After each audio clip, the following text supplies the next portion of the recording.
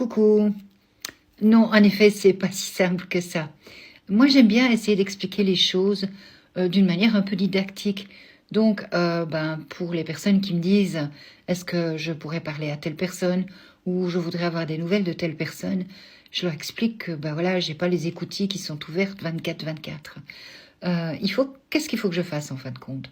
Si on prend une image, il faut que je mette mes chaussures, que je m'habille, je mette mes vêtements de sortie, donc je me prépare, hein, et puis que je monte à pied une quinzaine d'étages ou même plus pour arriver, imaginez un immense hall, comme le hall des arrivées dans un aéroport au moment des vacances.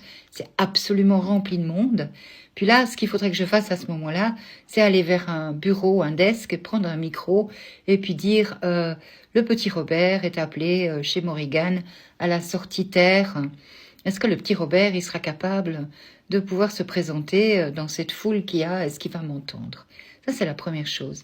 La deuxième manière dont j'aime bien expliquer les choses, c'est, par exemple, vous désirez parler à une personne précise, eh bien, sur Terre, imaginez que je dois faire 500 kilomètres pour aller trouver votre papa Robert et lui dire, voilà, demain, il faut que vous veniez chez moi pour être avec moi parce que votre fille Françoise voudrait vous parler.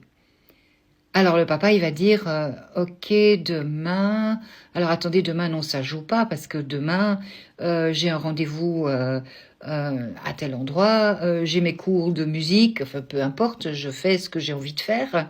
Ça, c'est la première chose, donc je n'ai pas la possibilité dans mon agenda d'être là demain. Alors, la deuxième chose, c'est que peut-être j'ai pas tellement envie de répondre à ma fille à toutes les questions qu'elle a à me poser. C'est pas le moment. Je crois que pour l'instant, elle est pas prête à entendre ce que j'ai envie de lui dire, par exemple. Donc, est-ce que je veux? Et puis, la deuxième chose, c'est vous dites combien de kilomètres pour venir jusque chez vous? 500 kilomètres. Ah demain, ça va pas le faire, comme ma voiture est au garage.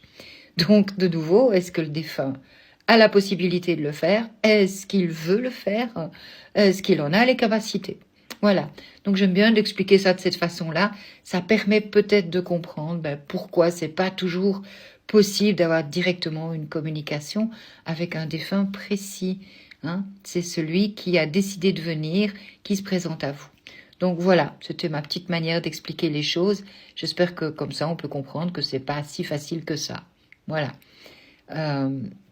Juste une petite manière amusante d'expliquer les choses. Je vous embrasse, soyez bénis.